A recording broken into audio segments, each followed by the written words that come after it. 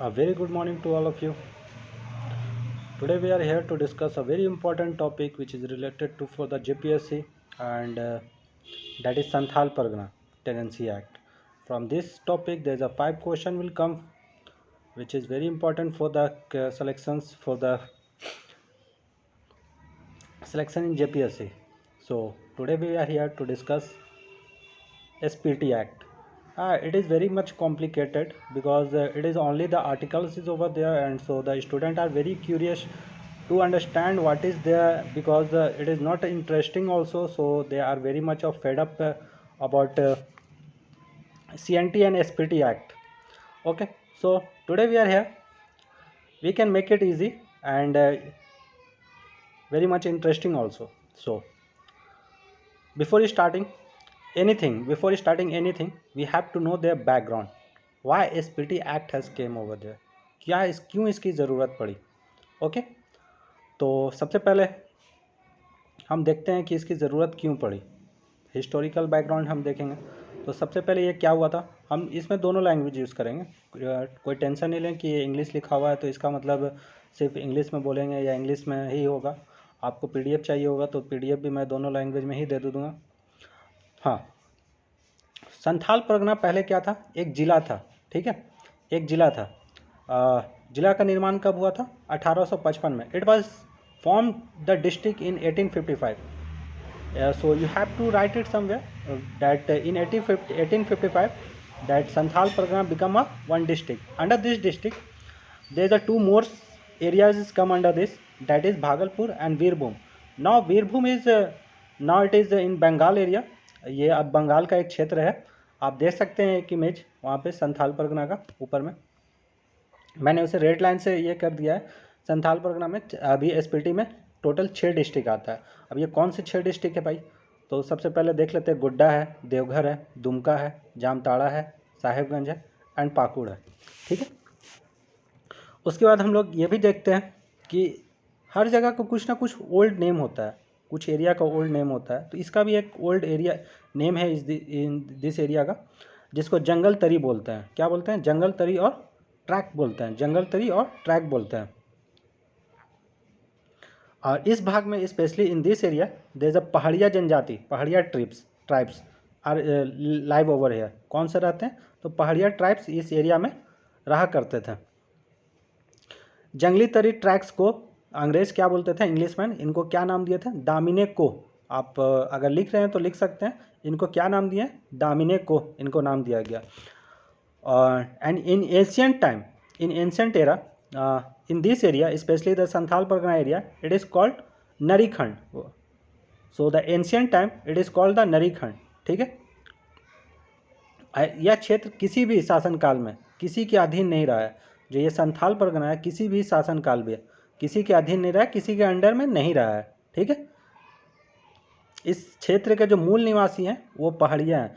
अब आप लोग सोच रहे हैं कि specially this area is from the Pahadiya Janjati, then how the Santhal came over there. So when the Angrez Britishers come over here to rule over the Santhal area, to rule over the Pahadiya peoples, what they have done? There are lots of विद्रोहीज over there. Santhal विद्रोह, उससे पहले क्या हुआ था, पहाड़िया विद्रोह हुआ था 1772 से 82 तक में.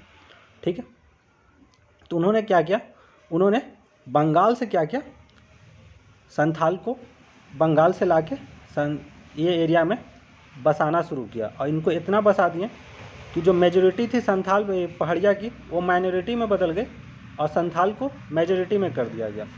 ओके, इस क्षेत्र की जो विशेषता है ना, यह है कि इसके अंतर्गत आने वाली जागीर या ज़मींदारी पर का राजस्व पंजी तौर पर नंबर से दर्शाया गया. किससे दर्शाया गया, पंजी तौर पे नंबर से दर्शाया गया. जो भी राजस्व होता था वो एक नंबर से दर्शाया गया है.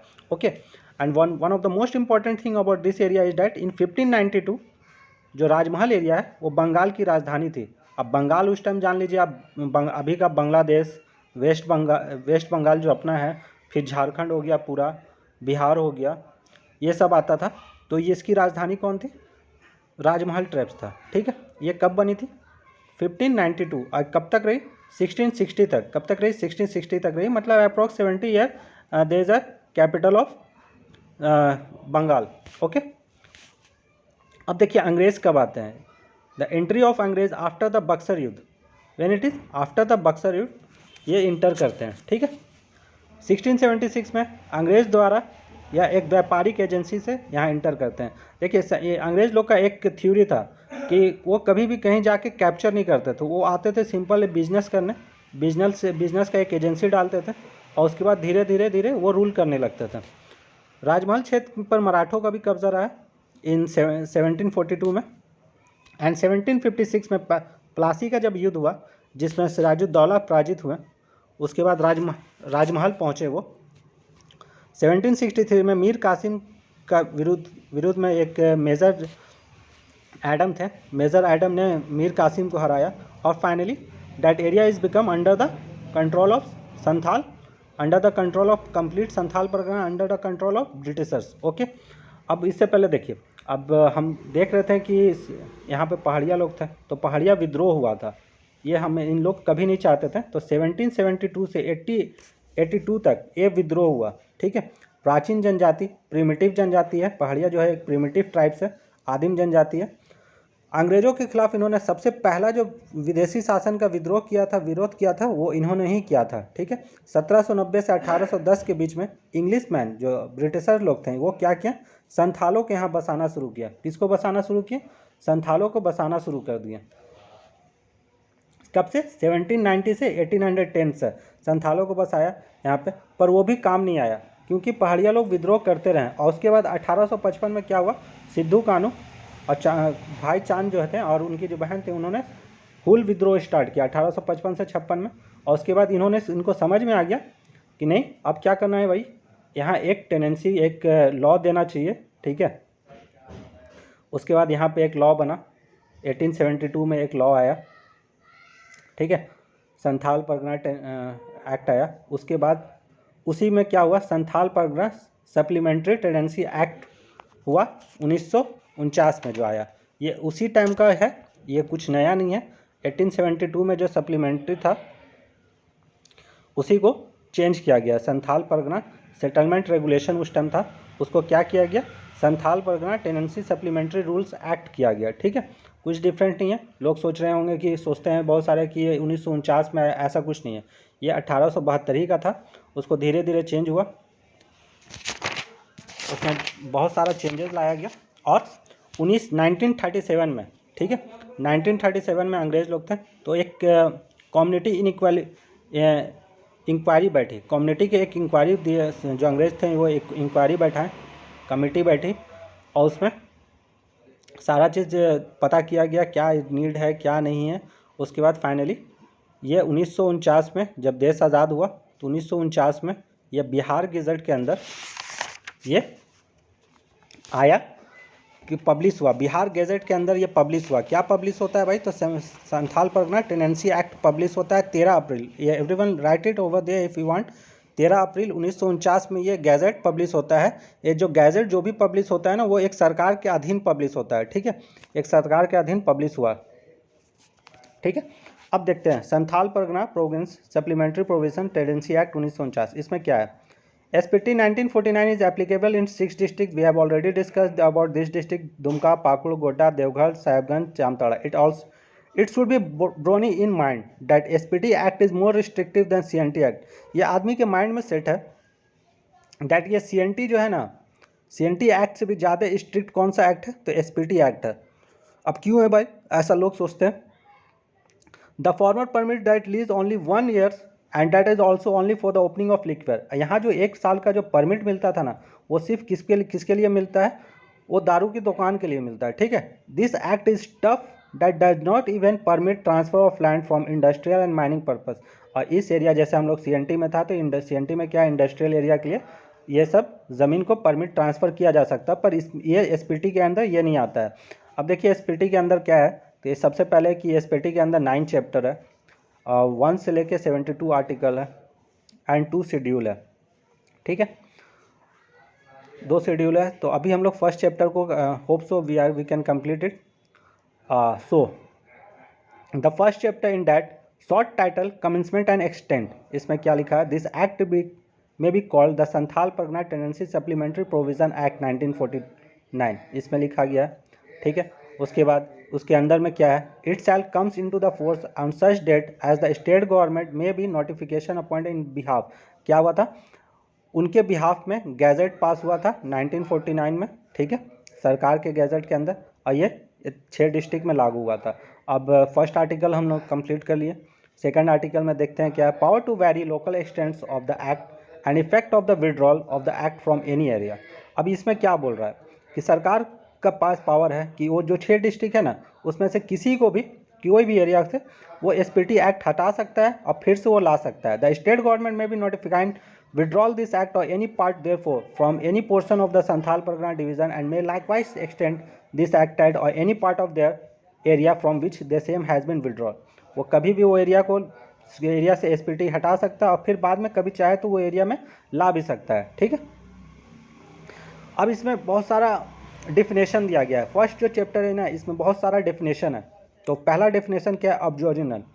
एबोरिजिनल, एबोरिजिनल मीन्स क्या होता है, a person who belong to an aboriginal semi original tribes or caste specified in schedule B include a person belonging to such others original or semi original tribes or caste as from time to time notified by the state government. देखिए इसमें क्या बोल रहा है ना, जैसे कि अभी हम लोग स्टेट गवर्नमेंट के हिसाब से दिया हुआ है ना कि 32 ट्राइब्स है, अगर उससे ज़्यादा भी होगा ना, कभी बढ़ाया जा सकता है, तो वो भी ट्राइब्स इसके अंदर ही आएंगे, ठीक है, ये इसी के अंदर आएंगे, एबोरिजिनल ही कहा जाएंगे, और प्रिमिटिव ट्राइब्स भी इसी के अंदर आएंगे, ठीक है। Now second thing is that agriculture year. Agriculture year means the Bengali year prevail the year commencing on the first day of the Baisakhi where the Fasli years prevail in the commencing of the first day of the Asian. देखिए क्या बोल रहा है ना, इसमें बोला जा रहा है कि जैसे बैसाखी जब आता है ना, बंगाली ईयर का बैसाखी होता है, तो उस टाइम इसका फसली ईयर एग्रीकल्चर का ईयर शुरू होगा, ठीक है। But one thing is over there, provide that where the state government is the land the area fencing from the first day of April. पर देखिए एक एरिया होता है ना, 2 तरह की ज़मीन होती है।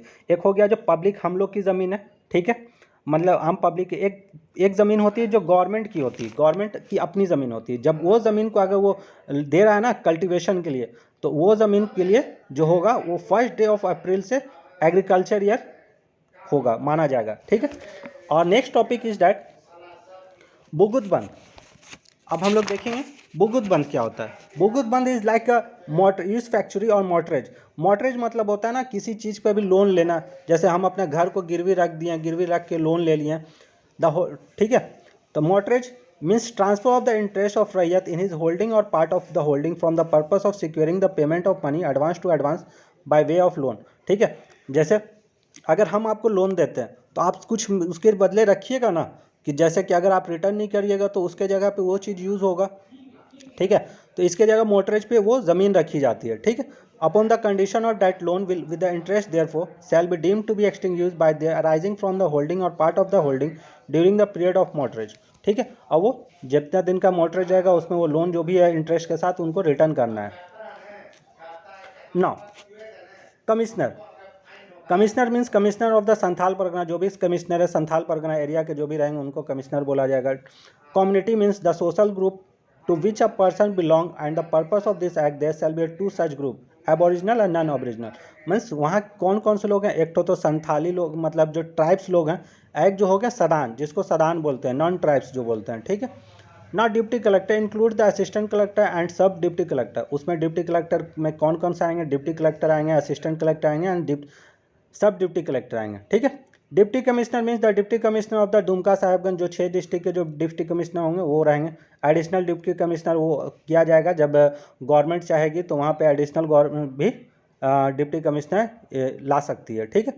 And deputy collectors whom subject of the control of the state government the deputy commissioner by generals special orders authorise by, हाँ ये जो भी ऑर्डर रहेगा, ये जो भी गवर्नमेंट अपना आर्टिकल जो भी एक्ट है उसके अंडर ही इनको काम करना पड़ेगा, उनके अधीन ही काम करना पड़ेगा, ठीक है, ना कि अपने से जाके जो मन में आ रहा है वो काम कर लो, ठीक है। और next topic is holding. Holding of parcels, parcels land held by the रैयत एंड फॉर्मिंग अ सब्जेक्ट और सेपरेट। तो ये क्या हुआ, एक अपना रैयत का जो भी है वो सेपरेट रैयत है वो अपना होल्ड कर रहे हैं, ठीक है। Now the very important thing is over है that khas village. Here there is a one topic is khas village, which is come in the 2016 6 JPSC. From there one question is from khas village. Khas village means a village in which there is no mul rayat nor for the times being any head administrative or whether there was or was not for previously a mul rayat or village headman in the village. ये क्या बोल रहा है ना, village headman जो होते हैं ना, विलेज हेडमैन या मूल रैयत जो ग्राम प्रधान वहाँ के, जैसे मांझी, ठीक है, मांझी या मूल रैयत. मूल रैयत किसको बोलते हैं? जैसे कि हम कोड़कर ज़मीन बनाए ना, कोड़कर, जैसे कोई जंगल में गए उसको कोड़ के जो ज़मीन बना खेती वाली ज़मीन बनाए तो वो मूल रैयत हो गया, ठीक है. और खास विलेज का हो गया कि अगर वहाँ ना कोई विलेज हेडमैन है, ना ग्राम प्रधान मीन्स मांझी वांझी नहीं है, और ना ही कोई वहाँ का मूल रैयत है, ठीक है. अ खास village can over the time become a non खास विलेज. देखिए अ खास विलेज जो है वो नॉन खास विलेज भी बन सकता है अगर if a headman is appoint under the section 5. अगर वहाँ कोई हेडमैन बना दिया जाए, एंड सेक्शन 5 के तहत कोई हेडमैन बना दिया जाए of the act, and non खास विलेज कैन बिकम अ खास विलेज ऑल्सो. और जो नॉन खास है वहाँ क्या है कि उसको विलेज हेडमैन हट गया तो वो खास विलेज हो गया, और विलेज हेडमैन सेक्शन 5 के अंदर आ गया तो नॉन खास विलेज हो गया.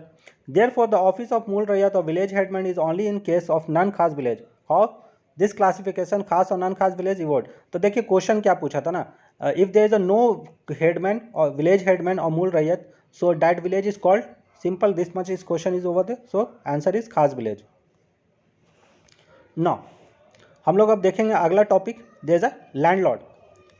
लैंडलॉर्ड क्या है? लैंडलॉर्ड क्या है? आर नॉट अ हेडमैन, ठीक है. सबसे पहले means a person other than village headman. वो विलेज हेडमैन नहीं रहेगा और मूल रैयत भी नहीं रहेगा, ठीक है. Receive rent and include a proprietor, tenure holder, ghatwal or government. अब देखिए लैंडलॉर्ड कौन कौन हो सकता है, किस कौन कौन हो सकता है. प्रोप्राइटर हो गया जिसकी अपनी ज़मीन है. रिसीव द जो भी जमींदार हो गया वो भी हो सकता है, या गवर्नमेंट भी हो सकता है. अब देखिए गवर्नमेंट की भी तो अपनी ज़मीन होती है, तो गवर्नमेंट भी अपनी ज़मीन लीज पे देगा या कुछ भी करेगा तो उस पर भी रेंट आएगा, तो गवर्नमेंट की भी ज़मीन है तो गवर्नमेंट भी यहाँ पे लैंडलॉर्ड हो सकता है. अब non aboriginal means a person who does not belong to any aboriginal or semi aboriginal, means caste schedule B के अंदर नहीं आए, जो 32 ट्राइब्स है उसके अंदर नहीं आ रहा है तो वो नॉन एबोरिजिनल हो गया. Now prescribed means prescribe by rule made by the state government under this act. जो भी अंडर दिस एक्ट जो भी रूल प्रिस्क्राइब किया गया है, बनाया गया, लिखा गया है वो होगा. अब देखिए वेरी इंपॉर्टेंट ओवर हियर रैयत. What is the meaning of रैयत? रैयत mean a person not being a landlord. सबसे पहले तो जान लीजिए जो पर्सन लैंडलॉर्ड नहीं है, person not being a landlord who acquired a right to hold. देखिए सपोज गया कि आपके पास बहुत सारी ज़मीन है, आप कल्टीवेशन नहीं कर सक रहे हैं, ठीक है, तो आप क्या किए, आप मुझे दे दिए ज़मीन, तो मैं उस ज़मीन का टीनेंट हो गया, रैयत हो गया, ठीक है, और आप वो ज़मीन के लैंडलॉर्ड हो गए. समझ में आया? तो what is the mean of raiyat? Example village headman shall be deem to be a raiyat in the respect to privating holding or any है, ठीक है. मतलब किसी भी तरह के आपके पास बहुत ज़्यादा ज़मीन है तो आप उसको दे दीजिए एज उसको कल्टीवेशन करने के लिए, तो जो ले रहा है वो रैयत हो गया. Recorded means a record in the record of rights. जो भी एक विलेज हेडमैन के पास काम है उनका सारा ज़मीन का रिकॉर्ड रखना. Rent means what ever is lawfully payable in money.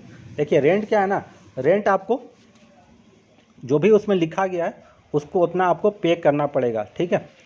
Now village headman और मूल रैयत village to the landlord village is accordance with the record of rights herein after refer to the village rent. जो भी उसमें record है सब चीज़ रखना पड़ेगा. अ रैयत on account of the use of occupation if the land held by him or his landlord either directly or through the village headman मूल रैयत. The case be include all the dues other than person service are recoverable under the law for the times of being as they were rent. जितना दिन तक rent आपका पड़ रहा है उतना दिन तक आप उस पर ज़मीन पर काम सकते हैं, पर उस ज़मीन को जब भी काम कीजिएगा तो मूल जो कल्टीवेशन के लिए ही यूज़ कर सकते हैं, नहीं तो अदरवाइज़ क्या करेंगे, लैंडलॉर्ड होंगे या कोई भी होंगे मूल रैयत होंगे वो जाके डीसी के पास आपका अपील करेंगे कि वो गलत कर रहा है और डीसी आपको फिर निकाल सकता है वहाँ से. Now next Santhal civil rule means direction issued by the state government for observation. ये क्या है कि संथाल सिविल रूल क्या है, एक डायरेक्शन दिया जाएगा डिस्ट्रिक्ट को कि जाइए वहाँ जाके देखिए वहाँ एडमिनिस्ट्रेशन सही से काम कर रही है कि नहीं कर रही है. ये कौन से एक्ट के अंदर है? 1855 के एक्ट के अंदर. संथाल परगना मीन्स जितना भी एरिया आता है उसको संथाल परगना बोलते हैं. सेटलमेंट रेंट और means the rate mention as the settlement rate in the record of right. जो भी रिकॉर्ड ऑफ राइट्स में जो भी रेट मेंशन होगा वो चीज़ आपको पूरा करना होगा. टीनेंट include a tenure holder, village headman और मूल रैयत। इसमें क्या होगा, टेनेंट कौन कौन से हो सकते हैं, जो टेन्योर होल्डर हो सकते हैं, विलेज हेडमैन हो सकते हैं और मूल रैयत भी हो सकते हैं टेनेंट, ठीक है। Now our next topic is vacant holding, means an abandoned holdings or holdings which the रैयत हैज़ डाइड विदाउट हायर। मतलब वैसा ज़मीन जो रैयत है वो मर गया और उसको किसी को वारिस नहीं बना के गया, ठीक है।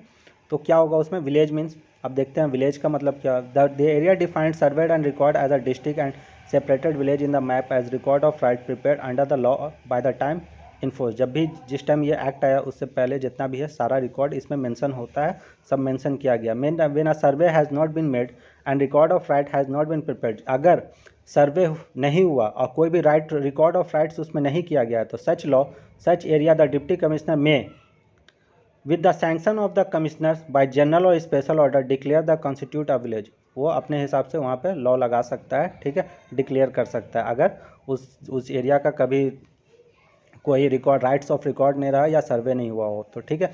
Now next topic is that village community means the body of all the jamabandi raiyat of a village that को share the children and heirs. मतलब जो भी ज़मीन है वो उसके सक्सेसर को मिलते जा रहा है, शेयर होते जा रहा है। Now village headmans means the person appoint or recognise whether before or the commencement of this act by the deputy commissioner or other duly authorise service. जो भी विलेज हेडमैन रहेंगे वो किनके इससे बनेंगे, तो डिप्टी कमिश्नर और कोई भी ड्यूली ऑथराइज ऑफिसर होंगे विलेज के। Village headman whether known as the pradhan or mustajir, manjhi जो आप देख रहे हैं manjhi, otherwise but does not include any mool raiyat, पर इसमें कोई मूल रैयत नहीं होंगे। Thank you for this. If you understand, if you like this, then you just subscribe my channel, like it. Thank you all of you once again. Have a good day to all. Hope so you are understand